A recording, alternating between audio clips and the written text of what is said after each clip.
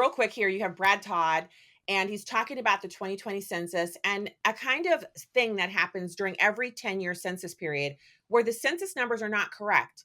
And the incorrect numbers always favor one side of the political aisle over the other. One of the big things is it helps decide congressional maps. Right. Does this have everything to do with redistricting? Well, it does. In fact, we know the 2020 census, the errors were almost always to the detriment of red states. Blue states like Rhode Island. Do we know that? We do know that. The Census Bureau's own audit of its work has proven that. Blue states like Rhode Island were overcounted. Rhode Island then didn't lose a seat. Red states like Alabama were undercounted. This is just a fact. It wasn't all red-blue, but it was disproportionately red-blue. So do you understand what he's saying there?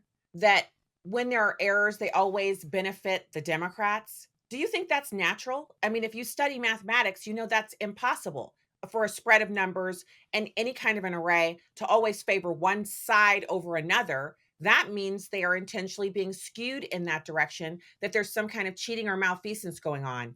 That has to be stopped. You also have White House advisor Stephen Miller talking about the mid-decade census and why it's needed. So think about this conversation we've been having, you've been covering, about apportionment and about gerrymandering and about representation in Congress. Democrats have stolen, depending upon how you count it, and no one really knows the number for sure, right? No one knows, right?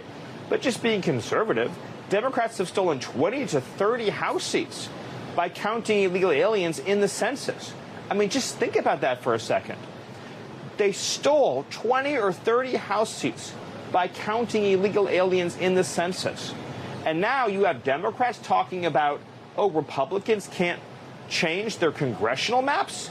You have literally brought invaders into this country by the tens of millions to rig the results of the census and the apportionment of our congressional seats. And then on top of that, of course, you have a situation where even though Republicans won a landslide in the House popular vote, Democrats have so thoroughly rigged and gerrymandered and manipulated their districts beyond all recognition that Republicans only gained a 4-seat majority, despite winning a much smaller majority in the popular vote in 2010 and getting 63 seats. Remember the 2010 election?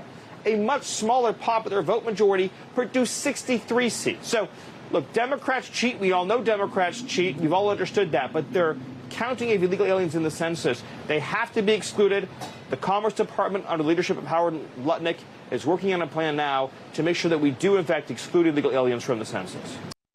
Is there any area of our political life where the Democrats aren't cheating? I'm not being hyperbolic here. It's ridiculous that this has been allowed to go on year after year, decade after decade. The gerrymandering in the blue states, and now this. Knowing this and that apportionment is directly related to power in the House and the control of the purse strings and the ability of Americans to either see their agenda for their president that they voted for executed or to see it hampered, as we saw in the first Trump administration, this is absolutely unacceptable. And that's why the mid-decade census is needed. For full shows, live and on demand, it's Salem News Channel.